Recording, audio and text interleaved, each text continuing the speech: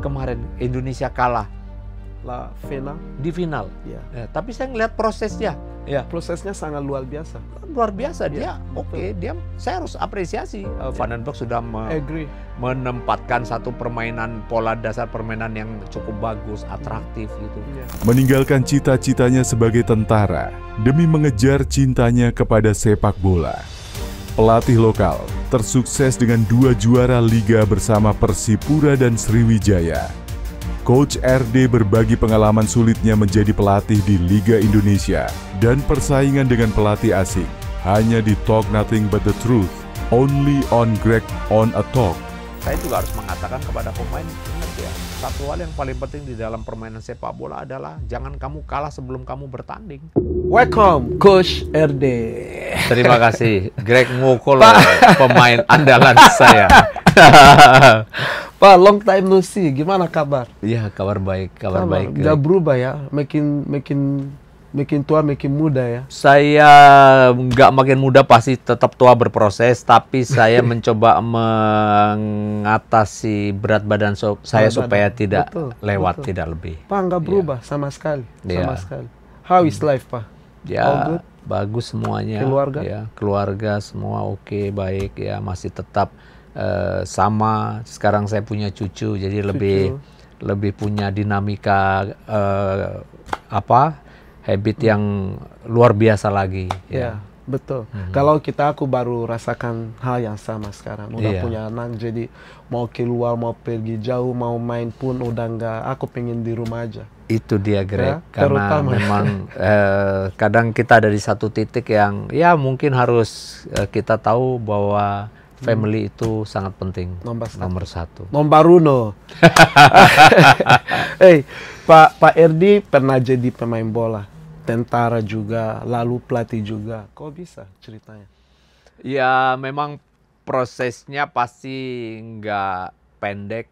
Saya memang dulu mengawali karir sebagai pesepak bola kecil di kampung saya, sampai saya kemudian bisa salah satu pemain muda yang paling muda bahkan bergabung dengan tim PON Lampung pada tahun 85 itu, 84 tepatnya. 84 belum lahir ya. Akhirnya saya terpilih dan mewakili Lampung ikut PON di Jakarta, dan setelah itu akhirnya saya masuk dalam radar tim scouting PSSI, dan saya ya diminta untuk bergeser ke Jakarta untuk ikut tim PSSI Garuda pertama nomor Garuda 1. Tapi saat saya sampai di Jakarta, terus tim itu nggak jadi diteruskan proyeknya. Jadi akhirnya saya beralih, saya ambil kuliah tetap di Jakarta di IKIP Jakarta, tepatnya Fakultas Olahraga, dan saya sambil bermain bola, dan saya dititipkan di diklat PPLM, jadi PSSI Junior dulu punya diklat itu di Kuningan, dan saya main di sana sambil saya terus berkarir di sepak bola sebagai pemain Persija Jakarta. Wow, dan, luar biasa. Kalau nggak salah Pak, posisinya right fullback ya? Saya beruntung, saya punya posisi yang cukup banyak. Wih, motivational. Kayak sama aku dong. Iya, jadi saya itu dulu pertama main striker. Sampai di PON saya striker, kemudian di Persija saya striker. Tapi waktu di Persija kan sulit ya. Kemudian saya masuk tim nasional, kalau saya mau pertahankan striker, di situ bersaing sama pemain senior. Dan itu rasanya nggak mudah. Akhirnya saya diberi opsional untuk main di beberapa posisi yang berbeda. Dan saya belajar, saya main di wing kanan, di wing kiri, main di midfield. Nah itu saya lakukan dalam banyak sekali pertandingan, akhirnya saya bisa bermain reguler di Persija. Nah lalu saya terakhir main di wing back kiri atau full back kiri. Pertama kali pelatih nasional Indonesia Ivan Toplak, dia datang ke Indonesia pakai formasi 3-4-3 yang sekarang nih banyak sekali dipakai juga. Nah jadi pertama kali dia minta satu pemain winger yang bisa main sebagai fullback atau wingback. Karena kalau 3-4-3 kan wingback tuh ya. Dia harus 50 attacking, 50 defending. Jadi memang nggak mudah attack dan defense diperankan, dan dia butuh orang-orang yang punya kondisi fisik bagus, dan saya waktu itu memang ya, karakter punya saya fisik bagus, punya fisik endurance yang bagus ya. Dan dulu kalau ada tes tim nasional itu saya paling kalahnya sama Ali Sunan, Rocky Putirai. Udah. Wih, Rocky ya, Putirai. Rocky Putirai Masa itu Rocky Putirai kuat, Pak? Kuat sekali dia. Nah, saya selalu nomor 3 nih. Saya sama Made Pasek itu biasanya berebut posisi nomor 3. Made yang dulu sama kita ya, di sama Pelita, kita di Pelita. Ya, Nah, disitulah akhirnya saya dia main juga kuat di itu, Made. Oh, dia kuat. Masa, Pak? Dia pemain kuat, untuk endurance dia bagus. Wow. Karena selalu saya nomor 3 kalau di timnas ya. Tapi kalau nggak ada Ali Sunan, nggak ada Rocky Putirai, nah baru saya bisa nomor 3. Terus, Ya. Pak, gimana ceritanya? Kok bisa, Pak kan di militer? Iya. Kenapa Pak bisa keluar dari militer untuk jadi pelatih? Ya, jadi waktu itu sebetulnya saya, proses saya jadi militer itu karena saya sebagai seorang pesepak bola. Saya atlet nasional, lalu waktu itu ada program di mana PS ABRI namanya dulu ya. ABRI itu akan bergabung bersama tim Galatama. Ya. Dulu kompetisi di Indonesia ada 2, Galatama sama Perserikatan. Dan waktu itu PS ABRI akan bergabung dengan salah satu tim kompetisi Galatama. Akhirnya direkrutlah banyak beberapa pemain-pemain atau pemain bola untuk jadi militer. Saya salah satunya yang ditawarkan. Dan saya akhirnya masuk menjadi perwira di TNI. Setelah saya selesai kuliah di tahun 89-90. Kemudian saya masuk militer. Dan pada saat itu posisi saya masih sebagai pemain nasional. Masih. Sampai kemudian saya selesai pendidikan 91-92. Saya main lagi tim nasional sampai dengan 95. Tapi PS ABRI batal untuk gabung ke Galatama. Karena kebijakan Panglima berbeda lagi kan. Panglima itu, Panglima ABRI atau Panglima TNI itu selalu berganti dalam beberapa tahun. Lalu kebijakannya berubah.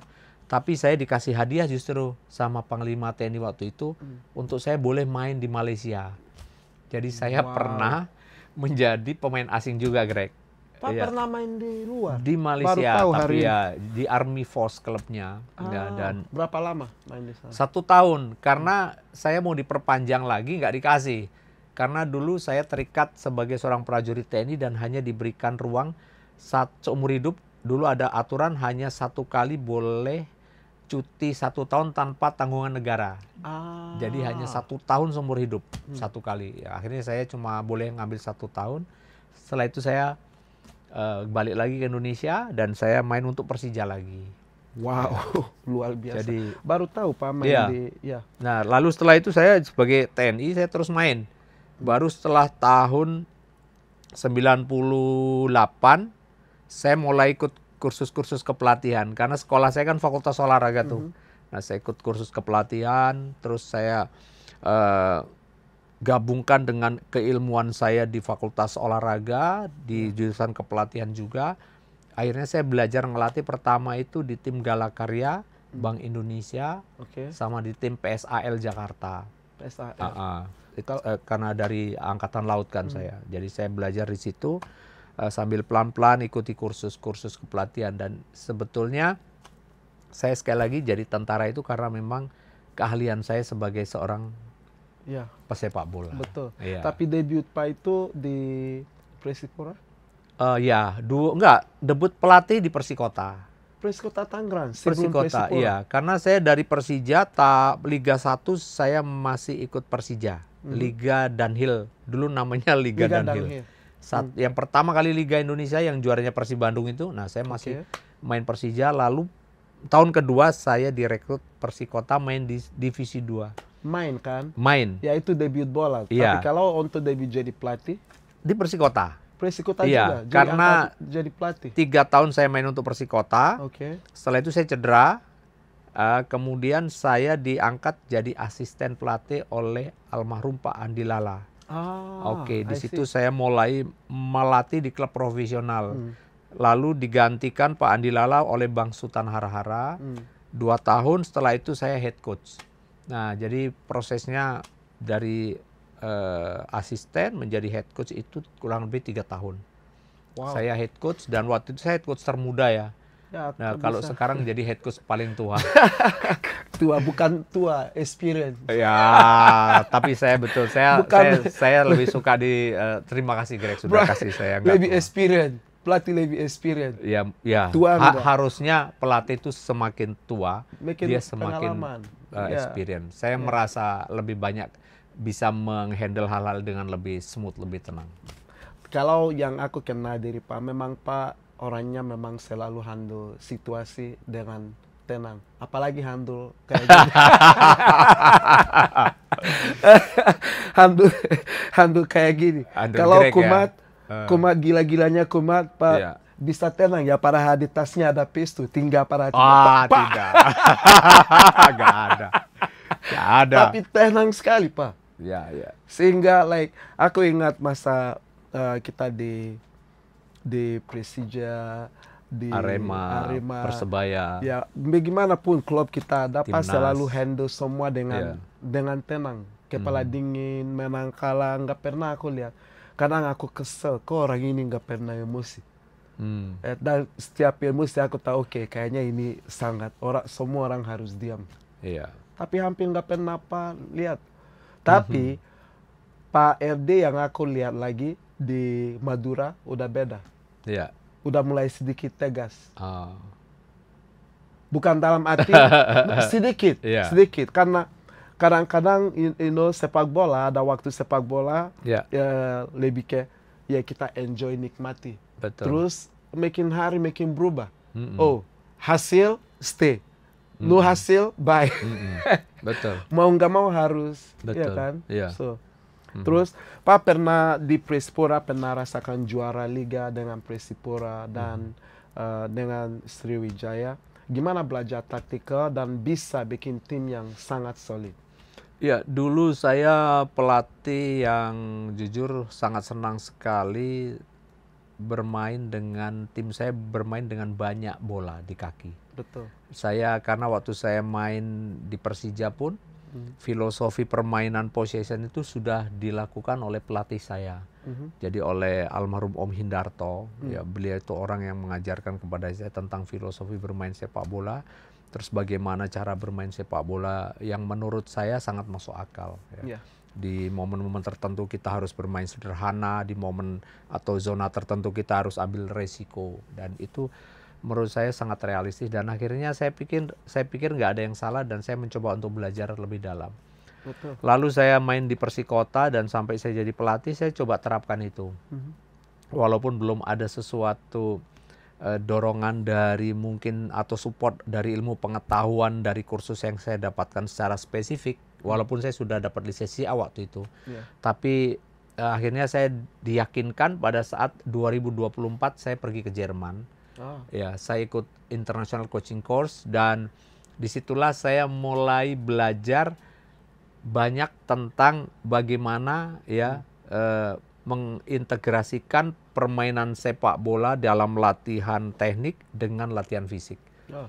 Jadi kita menyatukan kondisi itu, dan mungkin Greg tahu saya kan, saya selalu latihan fisik dengan bola. Dengan bola. Semua dengan bola, dan itulah yang pertama saya dapatkan ketika saya 2024. Makanya 2025 itu saat saya dengan Persipura, itulah pertama saya coba di satu klub.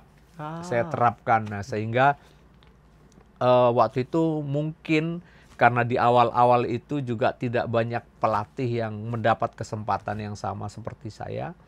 Sehingga saya merasa beruntung dan mengaplikasikan apa yang saya dapatkan itu dengan tidak banyak mendapatkan saingan dari pelatih-pelatih yang lain. Makanya mungkin kalau masih ingat, kita sangat mendominasi sekali permainan possession. Bahkan itu sampai di Sriwijaya FC.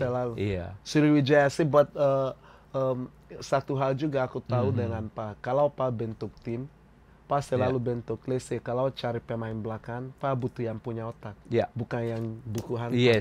Terus kalau di striker, butuh yang bisa main lebih dari satu posisi. Betul. Jadi bisa rotasi. Iya. Tim Pak, gimana depannya seram-seram. Kayak di Sriwijaya. Betul. Ada Ubiora, ada Nona Gans, ada Kayamba, Za di belakang. Betul. Itu gila. Aku nggak, I never see that again in Indonesia. Ya, trio jadi, yang ditakuti. betul sekali. Di Persija, Ya, kita Agu Kashmir, BP, aku, Kemonye, terus siapa? Aliudin. Walaupun waktu musim itu Aliudin tampil nggak terlalu banyak, Betul. but tim kita, striker kita nggak pernah yang gede-gede. Ya, Ya, but mobility, terus kita banyak kombinasi play. Banyak, ya, betul. Ya, variasi. Aku ingat. Terus Pak, lanjut. Gimana terus setelah Sriwijaya, Pak lanjut? Saya Grand Persija kan ketemu dengan Greg. Kita Persija, Iya. 2011. Iya, ya, aku harusnya dari Portugal. Betul, seharusnya kita minimal dapat nomor 2 tuh. Yang Kita pertandingan dipindah-pindah. terakhir kalah selisih gol, Arema main menang 9, kita lawan Pekanbaru hanya menang 4. 2-0. Enggak, 3. 3. Yang kita 3-0. harusnya butuh 6 gol ya. Iya. Ya. Karena kita sebelumnya sudah menang 4 gol tuh dibandingkan Arema, tapi Arema bisa menang 9. Nggak tahu gimana caranya. Ya, itulah. Dan itu satu hal juga kan, waktu itu kita selalu main laga home kita di away. Ya, betul. Yeah, so, and I think sampai sekarang Persija masih alami hal yang sama. Betul. Ya, you know, like I think klub like Persija itu klub besar, udah harus punya home. Iya. Karena kalau mereka udah punya home, mungkin itu akan lebih mudah untuk mereka bisa juara. Kayak Persib, you know. Betul. So, karena memang klubnya sangat besar. Iya, memang sulit untuk klub nomaden itu dia menjadi juara di Indonesia. Kalau enggak dia membangun super tim, ya. Karena dulu ada contoh juga beberapa klub yang pernah seperti itu. Ada Yanita Utama, dulu nggak punya basic supporter yang bagus, tapi dia kualitas tim pemain terbaik di Indonesia dia kumpulin. Ya, Pelita Jaya hampir nggak punya supporter, tapi pemain terbaik dia kumpulin untuk main untuk tim itu. Kita bahas Pelita Jaya. Iya. Zaman kita di Pelita Jaya, ya, itu namanya disebut Young Guns. Yes, Ya, betul. kita punya banyak pemain sangat-sangat muda. Bahkan bisa dibilang belum pernah rasakan Liga 1. Iya. Dengan Pak, awal Pak datang, Pak Pritama datang, kaget nggak? Iya, betul. Kaget kan? Awalnya saya kaget, tapi setelah itu saya melihat beberapa potensi pemain saya lihat. Betul. Ya. Karena saya beruntung juga, karena di situ ada beberapa senior yang di Pelita Jaya itu bisa membantu saya. Betul. Ada Greg, ada Iqbo, ada si John Takpor yang saya masukkan di putaran keduanya. Lalu ada juga bek kiri nasional di Bandung, Erik Ibrahim. Ya. Betul. Yang walaupun kemudian akhirnya saya melihat potensi Ruben Sanadi di sana. Itulah pertama Ruben main inti. Ya, saya kasih kesempatan dan dia bersaing sama Erik sampai akhirnya terus dia maju. Betul. Sama satu lagi pemain winger si Engelbert Sani. Iya. Engelbert Sani itu dia pemain luar biasa sebenarnya. Ingat cerita kita di mana? Kita pergi di Malang, Arema. Bukan di Malang. Kita datang latihan. Jadi ini guys, kita datang latihan. Terus bola nggak ada. Nggak ada, dibawa dia mobilnya. Mobil. Engelbert Sani gila. Kita datang latihan, tunggu Engelbert nggak datang. Tidak datang. Pak pun nggak. Itu aku lihat Pak hari itu. Aku pengen Pak marah banget. Tapi Pak tetap bilang, Engelbert, ini terakhir ya. Besok sekali lagi kamu aku coret. Dengan nada yang sangat sopan. Tapi apa yang terjadi? Setelah kasih tahu begitu, besoknya kita berangkat Raja Ampat. Ya, ke Raja Ampat. Dia masuk di line up. Ya, datanya tidak ada. Itu. No, dia nggak ada, Pak. Tidak ada ya. Tidak ada.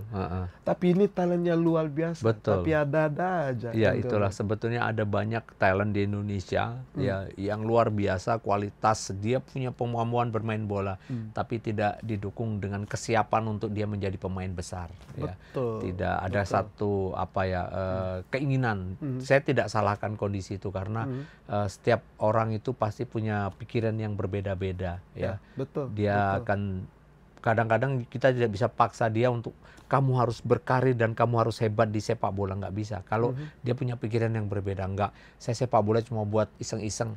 Cukup habis ini saya mau kerja jadi pegawai. Ada banyak seperti itu. Jadi kita nggak bisa paksa. Itu lebih dari itu lebih banyak di Indonesia, Pak. Kayak betul. Contoh, ada beberapa pemain yang punya potensi besar, tapi ketika mereka udah tekan kontrak, mereka oke, yang penting aku udah aman. Terima gaji, main tidak main, bodo amat. Menurut Pak, pemain-pemain kayak gitu, gimana mereka harus, apa yang kira-kira Pak harus kasih tahu pemain-pemain kayak gitu? Ya, kita harus rubah mindset mereka, Greg, ya. Karena jujur, sepak bola ini adalah bagian dari profesi utama mereka. Betul. Jadi bagaimana semaksimal mungkin dia harus memaintain yang dia punya itu selama mungkin, sehingga dia bisa menghasilkan sesuatu untuk dirinya dan keluarganya, gitu loh, Greg. Saya senang ya, jujur, saya tuh salut salah satunya justru sama Hamka.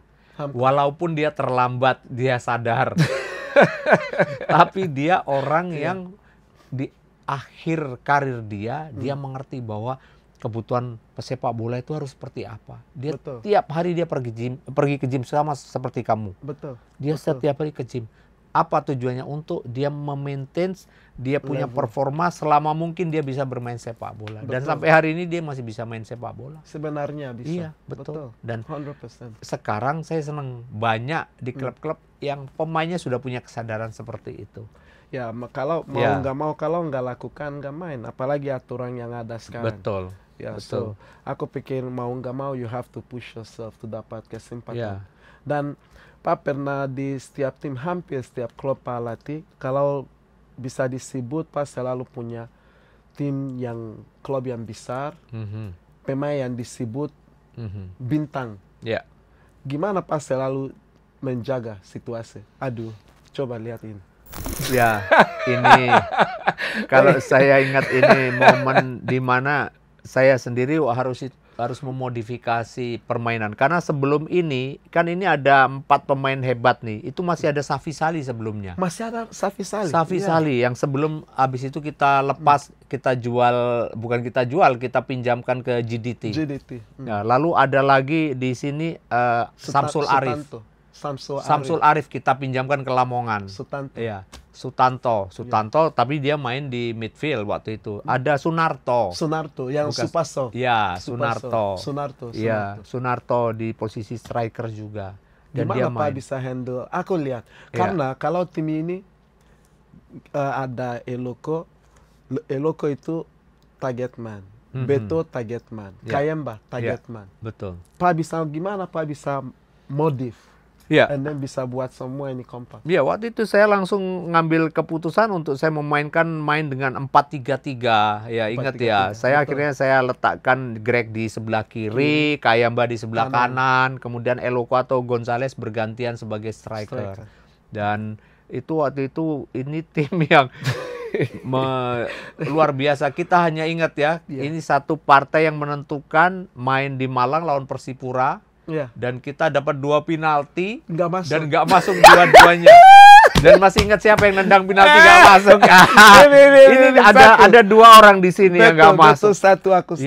Iya. Itu game gila. Itu game gila. Kalau itu kita menang, itulah final. Ya, itulah final. Momentum sekali untuk kita bisa rebut juara dari Persipura. Tapi itulah Persipura memang tim yang luar biasa, susah juga. Setelah itu Pak ingat juga kita udah jadi runner up kan? Ya. Tiba-tiba dipotong poin 3. 6. Oh iya, 6 poin. Iya, waktu kita main terakhir ya. Kita dipotong 6 poin, otomatis kita jadi nomor 3. Kalau kita main di Raja 4, kalau nggak menang, Mitra Kukar jadi runner up. Oh iya. Aku udah libur kan? Udah libur, saya panggil lagi ya. Aku udah lagi di Singapura. Aduh. Greg, di mana? Pak, aku lagi di klub. No, jangan di klub dulu, ayo pulang. Ya, karena waktu itu kita sebetulnya ketika menang dengan Davon Soro sudah memastikan kita nomor 2. Selesai, makanya kita pikir nggak ada target dan kita waktu itu udah beberapa pemain kita liburkan. Akhirnya begitu main terakhir baru tahu, dikurangi 6 poin, itu gila. Dan kenapa kok diumumkannya itu last game ya, bukan sebelumnya. Gitu loh. Bukan, itu memang aneh lah waktu itu. Terus aku ingat, aku dari Singapura sampai Jakarta langsung ke Raja 4. Sampai Raja 4 nggak ada istirahat, langsung lapangan, main 1 gol 1 assist. Iya, dan kita menang dan tetap runner up. Pak, ini jangan lupa loh, dikasih 3 penalti ke mereka. Iya, dia 3 penalti lawan dan ada satu nggak masuk ya. Itu Dua-dua yang nggak masuk. Dua nggak masuk, satu Iya, masuk, satu masuk. dua nggak masuk. Dan game itu berakhir karena lampu nggak bisa pakai lampu. Iya, dan itu gila sekali. Ya. Itu game paling gila aku main. Iya, ada coba banyak orang mempengaruhi saya langsung dan datang minta tolong, kita ngalah. Saya bilang no. Crazy sih. Iya. Saya bilang sepak bola fight sampai selesai. Dan saya ingat sekali itu. Dan akhirnya kita nomor 2 dan kita pulang, kita diarak keliling kota ya sama supporter Arema. Betul. Terus pas sempat berkarya di Malaysia, apa bedanya cara ngelatih di Malaysia sama di Indo? Iya, di Malaysia pengalaman saya yang kedua, kalau dulu jadi pemain asing di Malaysia, kali ini jadi pelatih asing di Malaysia. Betul. Jadi saya melengkapi CV saya. Betul. Pernah menjadi pemain dan pelatih asing. Saya pertama kali ambil tanggung jawab itu dengan mengorbankan jujur karir militer saya. Wow. Karena saya harus memilih saya mau terus atau tidak. Tapi dalam hati kecil saya, karena saya ini ingin lebih fokus lagi ke sepak bola dan ingin benar-benar mengabdikan kemampuan saya di profesi ini, ya. Akhirnya saya mencoba untuk meminta izin kepada kesatuan, tetap seperti sebelumnya, tapi nggak bisa karena ini dengan klub di luar negeri dan nggak boleh ada pilihan untuk saya terus atau saya stop. Akhirnya saya jujur dengan berat hati, ya, karena saya merasa militer ini membantu banyak sekali aktivitas kegiatan saya sampai membangun satu mental yang begitu luar biasa menurut saya terhadap diri saya. Sehingga saya berat dan saya bahkan keluarga saya pun sebetulnya terpecah. Ada yang mengizinkan, ada yang enggak. Tapi saya kasih pengertian, akhirnya mengerti bahwa saya setelah mungkin pensiun jadi TNI pun saya akan terus melatih sampai saya dikasih sehat. Betul. Nah, sehingga akhirnya saya putuskan saya berangkat ke Malaysia dan saya melatih di sana. Lalu yang terjadi adalah nggak mudah. Karena filosofi bermain bola yang saya biasa lakukan tidak biasa mereka lakukan di sana waktu itu. Ya. Dan membutuhkan waktu yang ekstra. Sampai setelah saya kemudian berhasil dalam partai playoff menang dalam pertandingan, mereka masuk di Super League. Pak pertamanya di Liga 2? Liga 2 tapi dalam posisi hanya pertandingan playoff. Ya. Saya menyiapkan partai playoff itu lebih kurang 3 minggu latihan. Wow. Iya. Kemudian menang, kita langsung Liga Super League. Karena itu bisa Pak ambil hal kayak gitu? Iya, karena sekali lagi saya selalu mengambil tim tuh yang punya challenge, punya tantangan. Gila, ini tantangannya. Iya, betul. Saya pergi, akhirnya saya lolos Super League dan 2 bulan menjelang persiapan menuju Super League itu saya mulai merasakan sesuatu yang harus butuh waktu lama. Makanya ketika pertandingan berlangsung sampai 5 atau 6 game, saya dapat surat peringatan. Kenapa? Ya karena kinerja klub belum stabil. Kita banyak kalah, seri kalah gitu ya. Akhirnya begitu menginjak pertandingan ke-8, ke-9, mulai saya menemukan satu performa yang stabil. Ya. Dan akhirnya mengejutkan, klub saya justru prestasinya terus menanjak dan mengalahkan tim Terengganu yang justru tim utamanya. Yang utama, iya. Betul. Yang di branding untuk jadi tim untuk jadi besar. Tim lebih besar. Iya. Justru kita yang pemain-pemain muda, kita bisa lebih bagus prestasinya. Bahkan di Piala Malaysia menembus semifinal Piala Malaysia untuk pertama kali. Dan itu nggak mudah kan di Malaysia persaingannya. Dan akhirnya saya diminta perpanjangan 3 tahun sama mereka. Akhirnya saya sign dengan mereka 3 tahun dan baru jalan 2 tahun, ya itu tadi yang terjadi. Akhirnya tim saya disuruh turun lagi. Why? Kenapa begitu? Karena ada kebijakan dari provinsi, dari kerajaan negeri Terengganu, kita tidak akan mempunyai 2 tim di Super League. Iya, jadi dengan satu owner harus satunya menjadi feeder club, satu sister club. Jadi yang jadi sister club akhirnya tim yang Terengganu 1 kita T-Team atau Terengganu 2 boleh turun ke Liga 2. Karena menurut saya sudah susah-susah menaikkan, kemudian mempertahankan dan prestasi kita bagus. Saya nggak mau waktu itu. Saya nggak mau. Saya pikir lebih bagus saya berkarir di Indonesia lagi di Super League. Nah, akhirnya saya pulang ke Sriwijaya FC. Nah, tapi setelah itu sebetulnya saya sempat digoda sama Terengganu lagi. Balik coach, kita kasih kamu kontrak perpanjangan 3 tahun lagi untuk membina pemain muda di Terengganu 2. Wow. Karena saya waktu itu bisa mengangkat beberapa pemain Terengganu dijual dengan harga mahal. Contoh Safawi Rashid.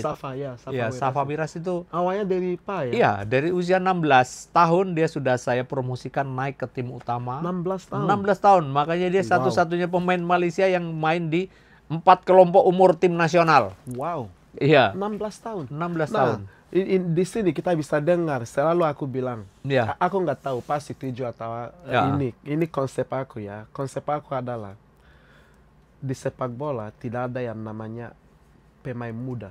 Kalau kamu udah berani tekan kontrak untuk jadi pro, yang ada pemain bagus, pemain jelek. Nggak ada yang namanya pemain tua, pemain muda, dan mungkin ada yang setuju, ada yang enggak. But kalau kita lihat based on fakta, kita lihat pemain Barca lama, dia 16 tahun. Ya, lihat performance dia. Dia nggak takut. Aku mulai dari 16 tahun. 17 tahun aku nggak ada takut sama sekali. You know, so jadi di Indonesia aku harap bagaimana kita harus hapus untuk konsep bantu-bantu pemain. Dalam liga bilangnya, harus rekrut pemain U23, U20, U23 harus main babak pertama. Ini bantu. Bukan karena pemain ini punya kemampuan. Kita harus kasih pemain kesempatan kalau dia memang jago. Ya, buat apa kita paksa? Kita nggak bantu mereka. Aku nggak tahu Pak, agree, setuju ini atau enggak. Menurut Pak gimana kira-kira? Saya salah satu coach yang sebetulnya kalau dibilang nggak setuju dengan beberapa hal termasuk pembatasan usia di Liga Pro saya. Karena ingat, saya dulu selalu tidak pernah mencoba untuk mengkotak-kotakkan usia seorang pemain untuk menuju target prestasi. Bahkan ketika saya pertama kali ada di Sriwijaya FC, saya orang yang dikritik banget karena manggil Renato Elias, Karis Yulianto, Isnan Ali, Kayamba Gam terakhir yang umurnya waktu itu sudah nggak muda. Pertama kali saya ambil 35. Waktu itu. Di Arema dia 40 sekian. Gila. Itu terakhir dengan Arema tuh sudah 40 lebih. Max-nya paling tinggi di Arema. Paling tinggi. Nah, itulah kenapa waktu itu saya nggak setuju ya dengan istilah pemain enggak. Kamu jangan bilang dia pemain tua, tapi kamu lihat di lapangan, kita lihat bagaimana tes endurance dia, kecepatan dia seperti apa. Betul. Jadi itulah yang membuat pemain muda atau tua. Bahkan Kayamba ketika datang di Sriwijaya, dia semua tes dengan pemain yang paling muda, yang paling punya semangat tinggi, larinya bagus, tetap kalah semua. Artinya usia tidak bisa membatasi kerja seseorang untuk menjadi yang terbaik. Betul. Ya, dan juga sama ketika dia muda, ketika dia punya kesempatan. Saya juga banyak kok mencoba untuk mengupgrade anak-anak muda ini untuk menuju senior. Contoh juga yang ketika di Madura ada Ronaldo Kuate.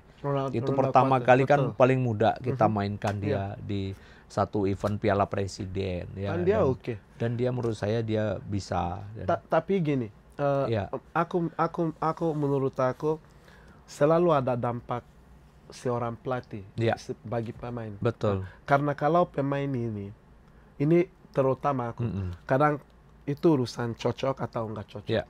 Kadang kalau pemain kurang cocok sama pelatih, kemampuannya pasti hilang. Nggak optimal. Nggak optimal. Karena waktu itu aku sama Pak kasih dia bebas. Ronaldo Kuate. And then dia orang lihatnya the next player lah ya. Next player. And then tiba-tiba turun. Ini karena ada kadang Pak nggak kasih beban berlebihan. Pak biar kita jadi diri kamu aja. Yang punya skill mau lewat mau salah silakan salah, it's okay. Pak bilang it's okay buat salah. Buat ada pelatih yang Oke, kamu lihat dia gara-gara ini kalau dia begini-begini kita nggak kalah, you know. Hal-hal kayak gini otomatis buat pemain jadi takut untuk mau keluarkan kemampuan terbaik dia, you know. So itu yang terjadi sama dia, dan nggak tahu sekarang dia di mana ya, Ronaldo. Ya, dia di klub di Thailand kemarin. Bukannya dia udah balik sini? Dia tapi karena mungkin menit bermainnya nggak terlalu banyak, dia kembali lagi. Tapi saya juga nggak tahu ya sekarang. Kayaknya dia di Semen Padang ya. Mungkin Padang. kita tunggu. Tapi dia memang pemain yang menurut saya dia prospektif. Hanya tinggal sekarang bagaimana menempatkan dia pada satu sisi psikologi yang pas ya. Betul. Untuk anak itu bisa mengembangkan permainan dia gitu. Karena memang beda-beda ya, banyak pemain yang juga nggak terlalu pengen banyak diatur, yang pengen punya improvisasi luas di lapangan. Karena pada akhirnya ya, pada akhirnya yang menentukan ketika ada di lapangan itu bukan pelatih, tapi pemain dengan mengambil resiko pada saat momen yang dia dapatkan itu mungkin tidak diberikan di dalam proses latihan. Betul. Ketika dia harus mengambil keputusan, harus decision making dengan kondisi seperti ini, apa yang harus dilakukan. Dan itu bagian dari pengembangan pribadi pemain yang harus dilakukan oleh seorang pelatih. Jadi memberikan sebuah kesempatan pemain juga untuk berimprovisasi, tapi tetap dalam batasan atau frame yang kita buat. Nah, sama. Saya megang Greg orang yang bagus sekali dalam attacking. Dan saya tempatkan Greg selalu ada posisi sebelah kiri. Tapi saya mengantisipasi Greg untuk lambat turun bagaimana. Betul. Kan itu yang saya pikirkan. Itu. Ya. Saya harus tutup itu. Karena saya tahu Greg tidak sekuat pemain lain ketika bertahan. Betul. Tapi ada yang menginginkan lu apapun kamu harus turun cepat ke belakang. Betul. Kamu bisa lakukan, tapi kamu tidak akan pernah bisa ketika saya butuhkan untuk kamu menyerang, kamu seperti gambaran setajam seperti pemain yang saya inginkan ketika menyerang. Jadi itu yang harus menjadi sebuah hal yang dipikirkan menurut saya. Makanya saya selalu mencoba untuk melihat potensi pemain ini, kalau main maksimal seperti apa, lebih kurangnya bagaimana, lalu tujuan dari permainan itu kan timnya menang. Betul. Lalu apa yang harus saya lakukan? Memodifikasi tentu. Oh, berarti saya harus taruh satu midfield untuk mengcover lini sebelah kiri. Selalu. Ya. Atau ketika saya ketemu dengan Bruno Matos, itu mirip dengan Greg. Ya, sama problemnya gitu. Saya harus mengcover sisi sebelah kanan ketika dia pergi. Karena pasti akan kita hilang orang di dalam ketika hilang transisi bertahan. Ya, betul. Agree. Jadi, Dan itu bantu karena Pak tahu kemampuan itu selalu yang aku bilang tadi. Pak tahu kemampuan semua pemain dia punya, dan Pak tahu bagaimana bisa buat mereka untuk keluarkan potensi yang terbaik. Karena kalau setelah sama Pak, aku juga ada salah satu tim, aku pergi Thailand. Di Thailand aku belajar bahwa main bola itu you have to attack and defense. Yes. So di situ aku coba improve, and then ambil tanggung jawab yang lebih. Buat otomatis kreativitas yang aku punya di depan itu pasti menurun. Ya, tapi sama Pak nggak mau itu. Pak maunya maksimal di depan. Karena Pak tahu dalam 90 menit aku bisa dari nol bisa magic goal. Yes. Dan itu yang Pak butuh, you know. But ada pelatih yang pokoknya semua orang punya responsibility yang sama, which is also okay, right? Yeah. Pak, kalau kita lihat sekarang di Liga, Pak bisa lihat hampir nggak ada pelatih lokal sekarang ya. Betul. Kenapa ya? Apa tangkapan Pak? Tentu prihatin ya. Saya melihat kondisi ini sekarang pelatih lokal kurang mendapatkan kepercayaan ya di tim Liga 1 khususnya. Tapi buat saya sih ini sesuatu hal yang mungkin bisa terjadi dengan di satu negara. Karena ketika saya melatih Malaysia, itu juga ada krisis kepercayaan terhadap lokal coach di sana. Sehingga waktu saya di sana pun hanya satu di Liga 1 pelatih Malaysia yang melatih. Apa namanya yang Kedah ya? Iya, yang pemain nasional yang ngelatih tim nasional 3 tahun yang lalu. Dan selebihnya semuanya pemain atau pelatih asing. Nah sekarang Indonesia mengalami kondisi itu, dan buat saya sekarang tugas berat harus menjadi tanggung jawab bersama untuk pelatih-pelatih lokal membuktikan.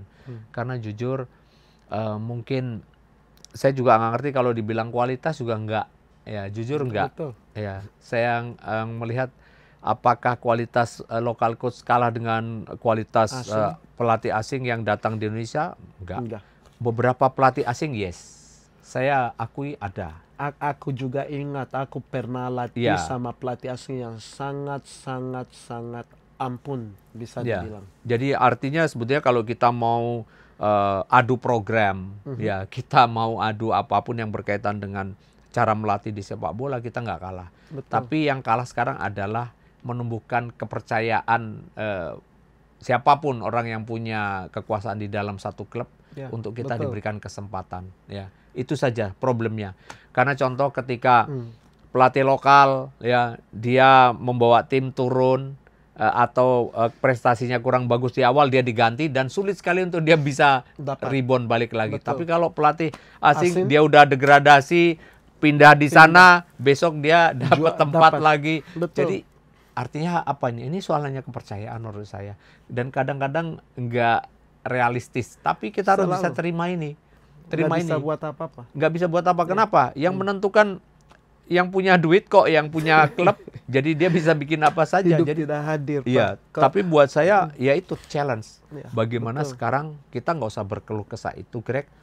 Tapi kita coba, ayo nanti suatu hari, satu saat saya diberikan kesempatan itu, saya akan lakukan sebaik mungkin. Amin. Itu aja. Amin. Sama. Just wait for the right moment ya. Pasti akan datang. Pasti ada. Pasti datang. And then aku satu hal aku kurang suka di Indonesia ini, semua klub ini suka ikut-ikutan. Jadi misalkan satu ini Billy asing, klubnya pelatih asing, klubnya oke lah. Ayo, kamu dapat di mana, bro? Ayo kenalin dong, minta temannya. So, I mean, pelatih yang punya lisensi UEFA, baik lokal, baik asing, pasti sama. Bedanya adalah filosofi mereka. Dan, again, timnya, tergantung timnya. Karena apa yang buat tim kadang-kadang tidak bagus? Menurut aku, ada hal-hal yang mereka nggak mau tanggung jawab. Misalkan, sama pelatih lokal, mereka berani hutang, and then apapun pelatih lokal nggak bisa buat apa-apa. Nggak diturutin, pelatih lokal komplain, hey ini, nggak usah. Butuh ini, nggak usah. Pelatih asing mau datang bilang butuh 10 asisten, dikasih. Mungkin saja, kalau turutin apa yang pelatih lokal juga ingin, mungkin keadaannya akan beda. Aku lihat, orang di sini, orang kita, mereka selalu rendahkan orang lokal. Nggak respect.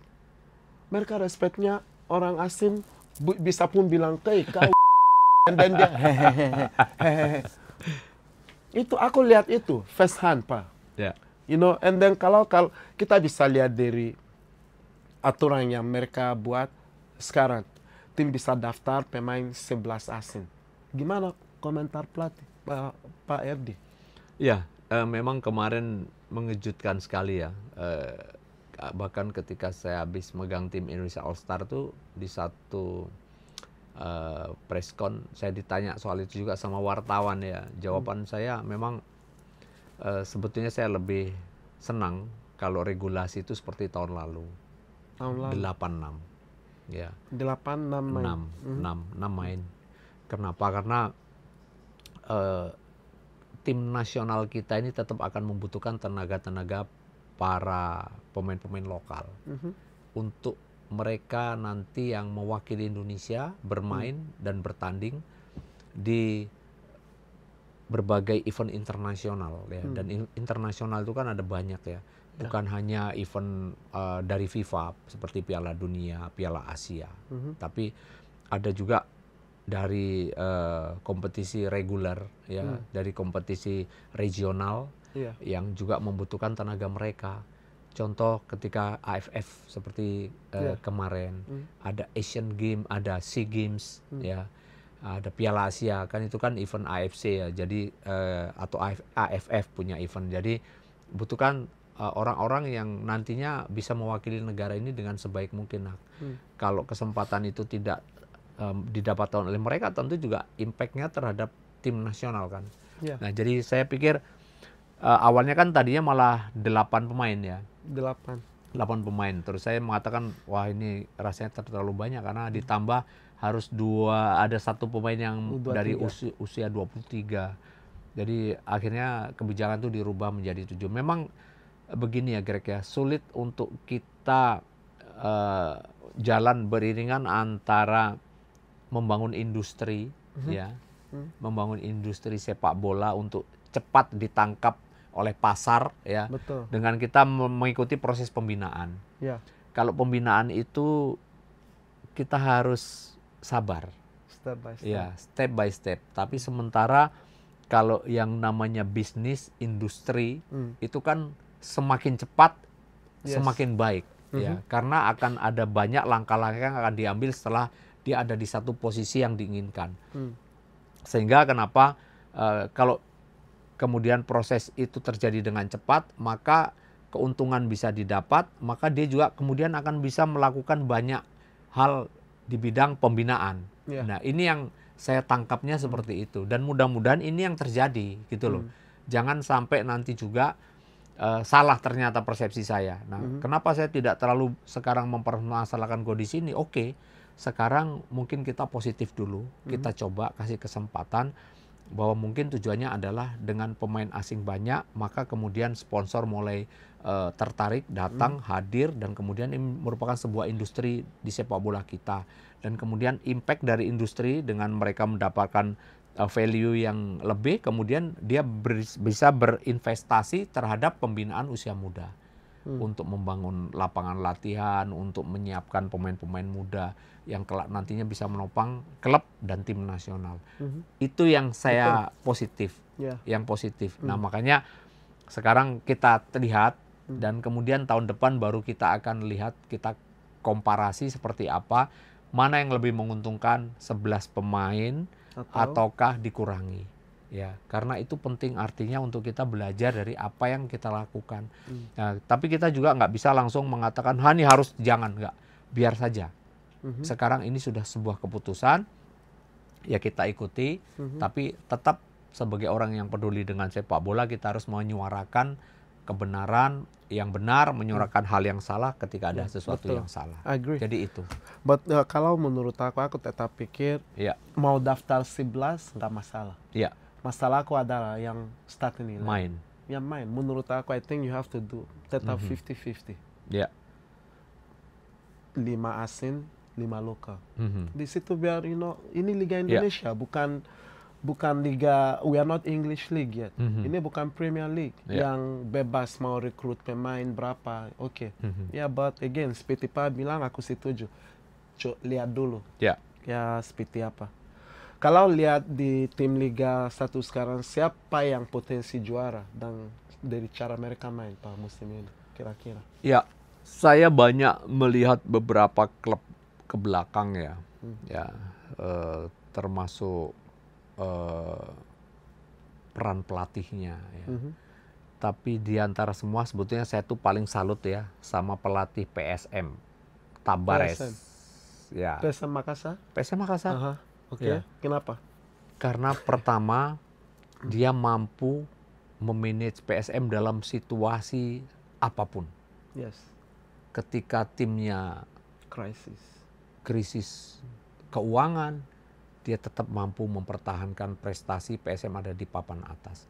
Bahkan waktu itu pernah PSM menjadi juara. Betul. Dan ketika tahun lalu semua ribut tentang hal yang berkaitan dengan hal kurang baik, dia tetap mampu loh menjaga stabilitas permainan tim. Jadi menurut saya dia punya kualitas ya. Jadi saya tetap menganggap ini PSM ini tim kuda hitam. Betul. Ya, yang akan bisa kapan saja dia menunjukkan identitasnya sebagai calon juara. Apalagi kalau hal-hal yang berkaitan dengan yang tadi saya sampaikan bisa teratasi. Karena memang peran Tabares menurut saya luar biasa. Kemudian saya ikuti lagi bagaimana kerja Bojan Hodak. Bojan orang yang dia bermain pragmatis, tapi dia tahu kualitas pemain yang harus dilakukan seperti apa. Dia nggak membutuhkan permainan cantik seperti era Luis Milla. Bahkan Persib kita tahu ya mainnya nggak seperti Persib Bandung di Perserikatan atau di Liga 1 ketika juara dengan Pak Indra Thohir itu mainnya indah banget. Ya, kemudian juara dalam Piala Presiden dengan Coach Jajang. Atau ya itu mereka masih banyak position dengan Luis Milla. Tapi memang pure Bojan Hodak dia orang yang pragmatis tapi dia realistis. Ya, dia nggak mementingkan hal, tapi dia memang mampu untuk membangun tim itu dan saya harus respect dengan itu. Jadi dia sudah punya satu standarisasi filosofi yang juga mirip-mirip lah dengan Tabares, dengan PSM tim. Nah, ini juga punya prospek. Yang berikutnya menurut saya Dewa. Dewa punya tim yang dia bangun strukturnya itu pelan-pelan. Ini sampai coachnya dia tahun 1 tahun 2 mungkin sempat dia hopeless. Jujur, karena dia selalu ada di posisi di bawah, kemudian baru putaran 1 kalah tiba-tiba putaran 2 dia bagus lagi. Baru tahun ketiga sama awalannya jelek bagus lagi dia, tapi baru tahun ini dia saya mulai melihat ya, terlihat dia tim yang betul-betul sudah menemukan satu filosofi bermain, karakteristik bermain yang dia dapatkan dan sudah menjadi sebuah trademark buat Dewa United. Karena masuknya Jaja, masuknya Messi Doro, terus Marukawa, siapa? Yang Jepang? Ya Marukawa betul ya. Kambuaya. Itu Egy semakin bagus sekali ya. Peran Egy sangat penting ya. Pemain pintar Egy. Cerdas. Jadi itu menurut saya menjadi sebuah hal di mana klub ini sudah memiliki satu pattern of play yang nggak banyak berubah. Nah, ini potensi juga menjadi satu tim yang juara. Yang berikutnya menurut saya harusnya Maluku United. Ya. Yang tahun ini merekrut banyak pemain mantan juara. Iya, di sana. Ditambah potensi tahun lalu ada Yakob Sayuri, terus pemain kemudian cukup baik. Betul, terus Yance Sayuri. Ya, kemudian ada David Maulana yang direkrut juga ya. Menurut saya juga punya potensi. Berarti saingan akan lebih ketat ya musim ini. Ditambah kemarin saya nonton Persija. Luar biasa. Rekrutmen Persija mengejutkan. Terutama ada 2 posisi yang selama ini sangat penting sebetulnya. Itu di bek kiri sama wing kanan. Betul.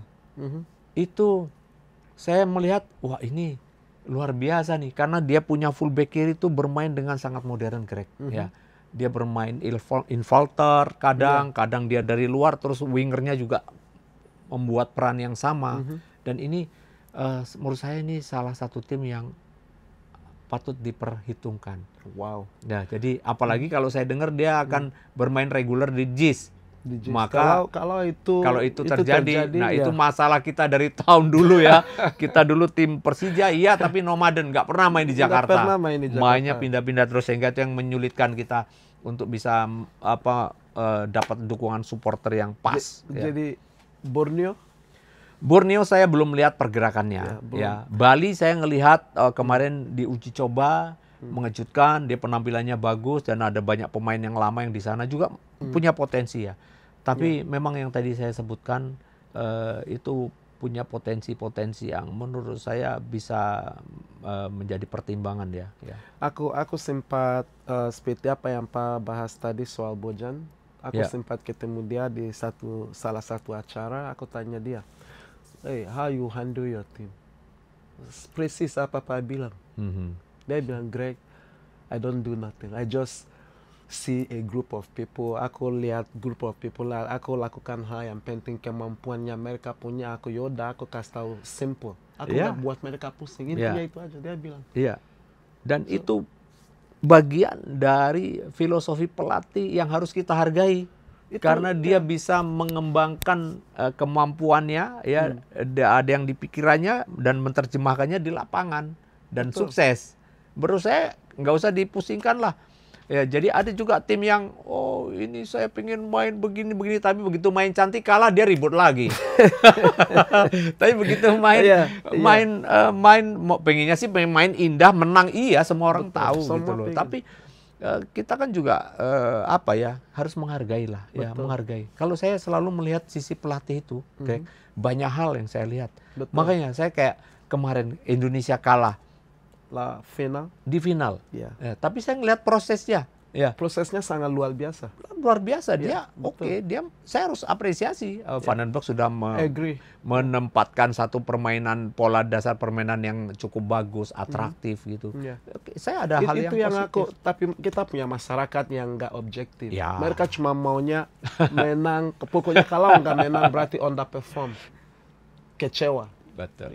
So Pak kemarin sempat lawan tim-tim dari luar di Piala Presiden. Ya gimana rasanya? Saya melihat kemarin adalah bagian dari situasi berbeda yang pengen saya dapatkan. Selama ini kan banyak dapat tim kalau pemainnya tuh kita yang milih gitu kan. Kali ini orang lain yang milih gitu kan. Nah, jadi ini sesuatu yang coba ya seperti apa gitu ketika saya dapat tanggung jawab itu, karena kebetulan rupanya kesempatan itu kan diberikan untuk pelatih lokal. Karena tim Liga 1 yang lokal kan tinggal 2 tuh tahun lalu, saya sama Coach Imran. Nah akhirnya jatuhlah ke tangan saya. Akhirnya saya dikasih kesempatan itu dan saya coba untuk membangun tim. Ya dengan jujur kendalanya banyak banget karena 100% pemain yang di awal disodorkan itu yang terrealisasi paling 40%, karena memang ada banyak klub yang tidak memberikan pemain-pemain. Tapi overall saya puas dengan pemain-pemain yang didatang. Kenapa? Karena mereka menunjukkan satu motivasi, etos kerja yang luar biasa. Dan itu membuat saya itu hal yang paling penting. Dibandingkan kalau kita ngumpulin pemain yang bagus-bagus tapi mereka nggak mau mengeluarkan kemampuannya. Nah itu yang saya dapatkan kemarin di tim All Star. Nah saya melihat dari latihan pertama sampai terakhir, walaupun latihannya nggak bersamaan karena ada beberapa pemain yang lambat datang, saya senang nih ngelihat respon mereka, dan saya mencoba untuk membuat sesuatu hal yang paling simpel dan akan menghadapi tim yang notabene tim yang sudah mapan dalam artian tim-tim yang ada di klub itu kan mereka sudah punya latihan yang cukup lama dan ketemu dengan Oxford United. Dan menurut saya tahu kemampuan saya, tapi saya juga harus mengatakan kepada pemain, ingat ya, satu hal yang paling penting di dalam permainan sepak bola adalah jangan kamu kalah sebelum kamu bertanding. Kamu harus 100%. Kemampuan kamu 100% keluarkan dalam setiap pertandingan, dan itu paling penting. Dan ketika kita main sama Oxford, kita kalah. 6-3 ya? Pertama, skornya babak pertama 3-1. Terus kemudian kita mulai kemasukan 4-1, 5-1, 6-1. Tapi apakah terus saya mengatakan, ayo kita kendor? Enggak. Saya coba. Sampai akhirnya anak-anak bisa bangkit dan membuat 2 gol, 6-3. Paling enggak itu bisa menyelamatkan kita. Karena memang dari pertama tim kita itu dibangun untuk nggak mau kalah dengan yang lain. Ayo kita harus main 3 kali. Artinya kalau main 3 kali itu sampai ke babak final, apakah merupakan juara 3 atau final kan. Nah, akhirnya di pertandingan kedua setelah lawan Oxford, kita lawan Arema yang selisih mainnya cuma 1 hari, Greg. Main waktu itu hari Jumat dan hari Minggu kita harus main lawan Arema di Bandung. Bayangkan istirahat 1 hari di perjalanan ke Bandung. Tapi ya sudah, kan akhirnya nggak kalah, draw.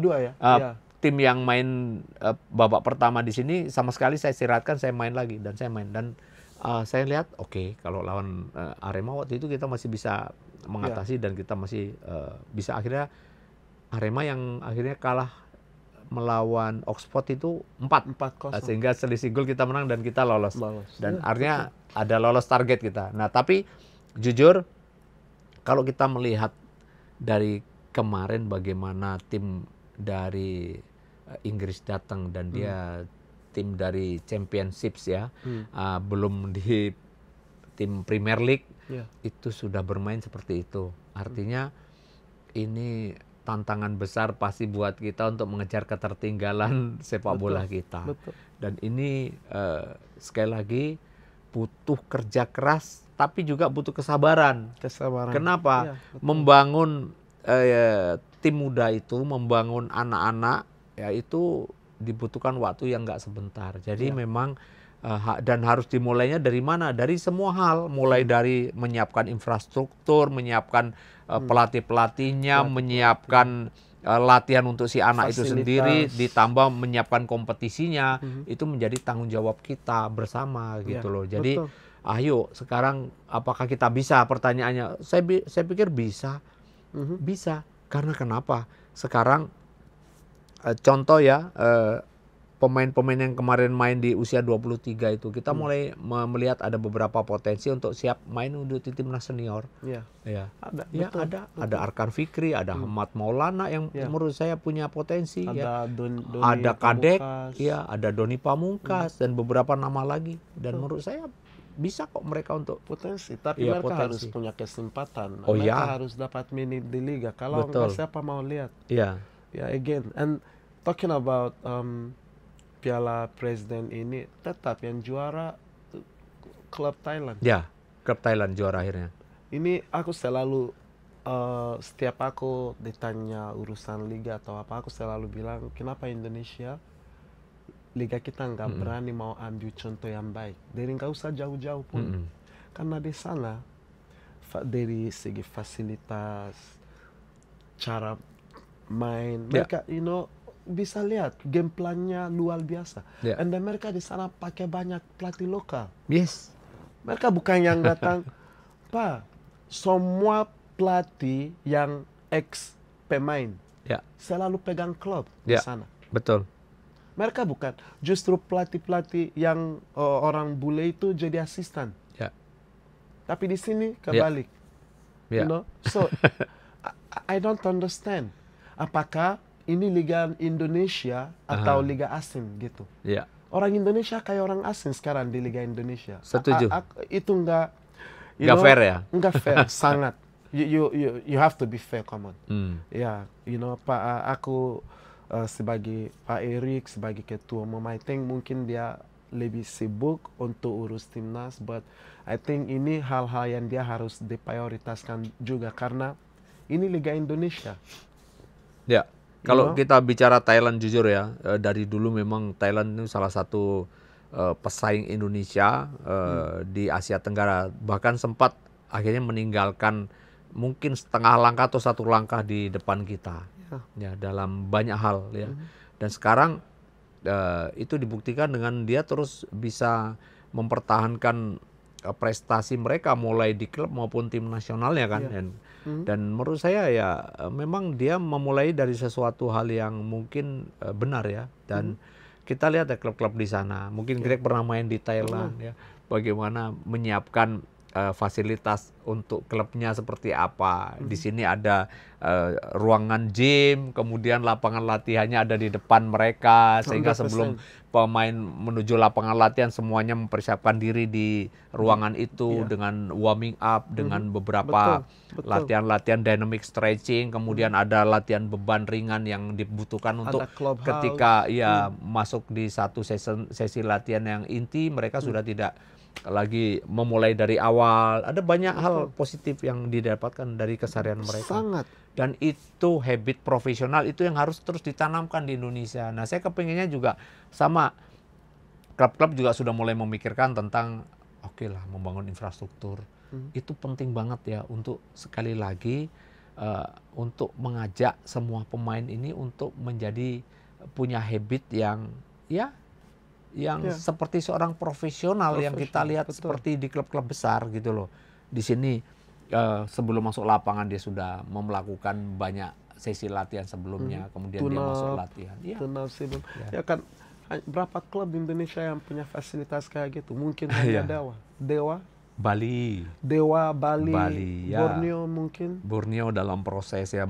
Madura juga saya lihat sudah mulai bangun. Kalau Persija ada. Persija. Kalau Pak Sano memang dari dulu, Pak pernah lihat orangnya serius untuk urusan sepak bola. Pak tahu orangnya kan. Orangnya dia pecinta sepak bola. Betul. Dia selalu mau apa yang terbaik buat warga Madura, you know. Walaupun penduduknya belum terlalu fanatik, tapi dia masih berusaha. I think buat ke depan, aku mikir Madura bisa salah satu klub yang mungkin jadi klub besar. Kalau untuk sekarang aku belum sebut klub besar, you know. So, ya kalau Pak lihat kita punya timnas sekarang, gimana Pak lihat? Timnas Cara Indonesia. Timnas kita main, ya. Oke, ya memang pasti berbeda ya, berbeda dari sisi kualitas pemain-pemain yang sekarang menghuni tim nasional kita. Karena kalau jujur kalau kita lihat dibandingkan dengan tim nasional, mungkin kita juga pernah sama-sama di tim nasional ya waktu itu kalau nggak salah saya caretaker di Prapiala Dunia lawan Arab Saudi kalau nggak salah ya. Waktu itu ya, saya mengganti sebentar. Itu ya jujur memang harus diakui ada hal yang membedakan, terutama sekarang mereka punya pemain-pemain yang sudah sangat experience bermain di liga-liga Eropa. Sehingga dengan pengalaman yang dia punya ketika dia main di Indonesia itu dia sudah nggak perlu lagi lah terlalu adaptasi lah dengan hal-hal yang berkaitan dengan tactical. Cuma adaptasinya paling dengan humidity, dengan udara kita, ya dengan atmosfer stadion itu yang paling mereka adaptasi. Tapi untuk adaptasi dengan tactical mereka mudah saja mencerna karena itu biasa mereka dapatkan dengan pelatih-pelatih sebelumnya. Nah, dan ketika dia masih pemain muda sudah mendapatkan itu di klubnya, atau di akademinya. Nah, itu yang menjadi kendala pemain-pemain kita. Nah, sementara dulu di era kita kan jujur kadang-kadang kita masih harus mengajarkan taktikal terhadap pemain pun harus kita ulang-ulang terus karena memang pemahaman mereka terhadap sistem of play atau keinginan yang kita dapatkan itu belum pernah mereka dapatkan dengan akademi atau SSB sebelumnya karena mereka berkembang dengan situasi yang berbeda. Jadi itulah yang membedakan Greg. Nah, kalau sekarang saya ditanya dan kita komparasikan dengan dulu, saya rasa nggak fair. Tapi saya akan mengatakan tim Indonesia sekarang dengan para pemain-pemain yang banyak kita rekrut juga dari klub-klub asing, menurut saya punya kans untuk kita bisa challenge dengan Arab Saudi dan Irak nanti di penyisian grup 4. Dan kita lihat saja nanti seperti apa. Tapi saya agak ragu ketika lawan Irak. Kalau lawan Arab Saudi, kemarin sudah 2 kali kan kita mampu mengatasi Arab Saudi, kita mampu menang di sini ya, dan mampu seri di sana. Artinya kita punya kans sekarang dengan materi materi yang sekarang. Tapi melawan Irak saya masih 50-50. Kenapa begitu? Tapi aku pikir karena aku pikir kalau di grup kita ini semua punya potensi. Ya, peluang. Karena ini 50-50, baik Arab, baik. But paling tidak aku optimis bahwa bisa. Kalau bisa. Bisa. Betul. So, Pak udah jadi pelatih, udah jadi pemain, udah latih di luar, udah juara, kayaknya nggak ada yang kurang. Pak nggak ada keinginan untuk punya SSB. Ya. Kalau ada, gimana visi dan misinya ya kira-kira? Ya. Siapa tahu mungkin kita bisa kerja sama. Ya. Duet. Dulu saya pernah ditawarkan sama satu bos aparel di Indonesia untuk saya akan dibangunkan satu fasilitas lapangan dan saya membuat proposal untuk membuat akademi. Hanya waktu itu saya di-challenge.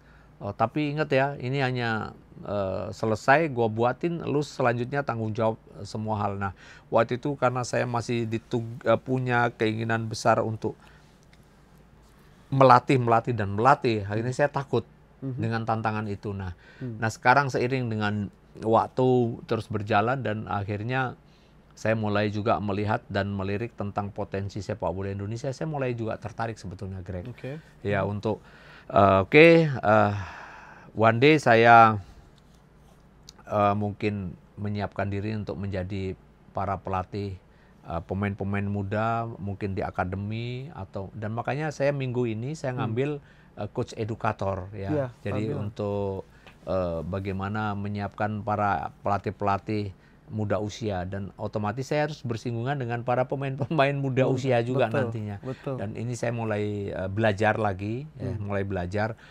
Karena sekali lagi ilmu sepak bola itu jangan pernah kita puas dengan pencapaian kita. Karena sangat dinamis sekali, bergerak terus ilmu pengetahuan, dan itu harus kita ikuti. Dan saya nggak mau orang yang tertinggal dalam hal itu, karena profesi saya adalah sekali lagi seorang profesional di sepak bola. Jadi saya harus ikuti itu. Nah, saya tentu punya keinginan, Greg. Mudah-mudahan ada yang ngajak kerjasama dengan saya untuk bisa membangun juga akademi. Betul ya, siapa tahu Greg ngajak saya untuk coach ini akademi, silahkan pimpin. Nanti tentu filosofi yang akan saya ambil dari akademi yang akan saya siapkan adalah menyiapkan pemain-pemain yang punya kualitas individu bagus tapi juga punya karakter bagus. Jadi itu penting ya, karena kunci dari seorang pemain punya kemampuan individu bagus adalah mereka akan menjawab semua kesulitan di lapangan.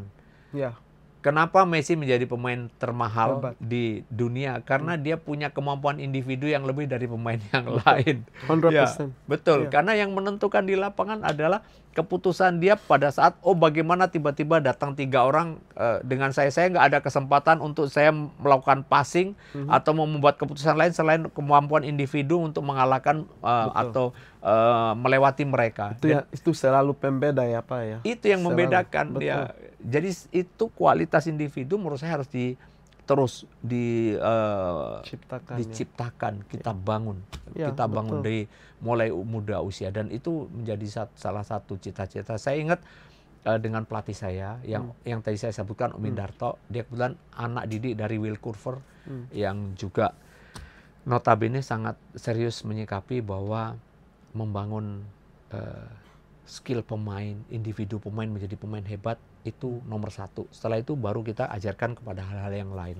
Teknis. Ya, teknik, taktik, dan sebagainya. 100%. I agree. Anyway, well, this is from Coach RD. Semoga ini manfaat. And then, Pak, ada satu kata buat yang nonton ini? Ya, kalau satu kata susah kali, satu kalimat kali ya. Kalimat. Yang pasti buat semua penonton di podcast ini, saya berharap terus dukung sepak bola Indonesia untuk lebih baik lagi. Tapi tentu saja dengan cara kita masing-masing, ya bukan dengan emosi kita masing-masing, untuk berpikir positif, untuk berpikir bagaimana sama-sama membangun sepak bola Indonesia ini ke depannya sekali lagi. Dan kita butuh semua komentar, semua yang berkaitan dengan bagaimana mengelola sepak bola kita menjadi lebih baik, tidak hanya dari kalimat-kalimat yang positif, tapi juga kalimat-kalimat yang mengkritisi. Itu adalah bagian daripada membangun sepak bola kita. Terima kasih. Amin, amin, amin, amin. Terima kasih sudah nonton. Dukung sepak bola Indonesia dengan kasih komentar positif. Kalau nggak bisa kasih komentar positif, cukup diam saja. Talk nothing but the truth. Only on Greg on it Talk.